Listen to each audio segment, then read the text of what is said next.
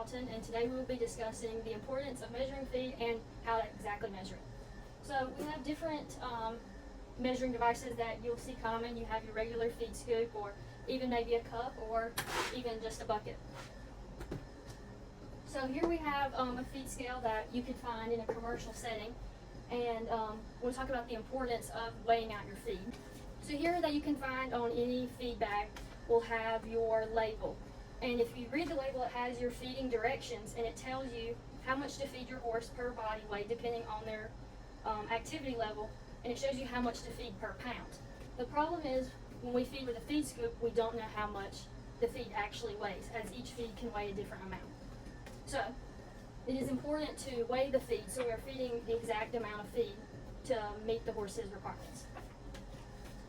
So here we have, for example, this is a commercially available feed, and here I'm putting in about a quart. And before we do that,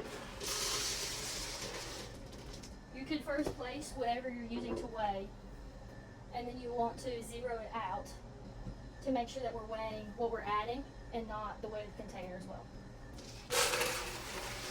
So here we add in about a quart of feed, and this is measuring in kilograms, so then we would go and convert that to pounds, because on our feed tag it's in pounds. And this shows you exactly how much feed you are feeding.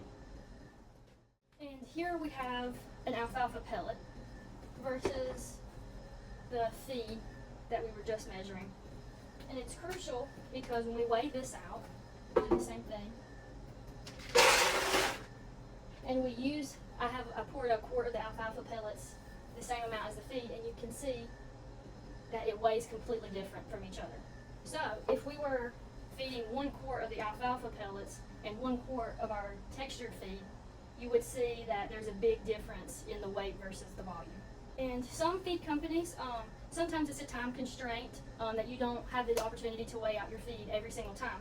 So some feed companies will provide feed scoops that have been pre-measured based on the weight of each different feed that they produce.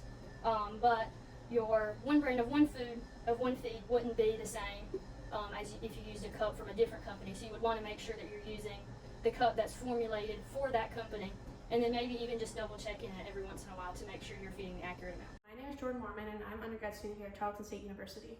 I'm going to show you how you can do this sort of thing, but at home. This here is a luggage scale. You can see there is a little hook, that way you can actually weigh out the feed, and this is a little bit more portable and easily affordable. Just like Michaela mentioned, here is a scoop, and here we can see how much of the volume I have weighed out. This is what I would actually scoop out of the feed and feed to a horse once a day. I usually assume this is around 5 pounds, but assuming is the issue. Here we can take our scale and we can make sure to weigh out the bucket first so we don't count for the weight. The bucket is around 2.5 pounds, so we can tear it and then we can put in the feed. And then we'll reweigh. So according to the scale, this feed that was in this scoop was only around 4 pounds.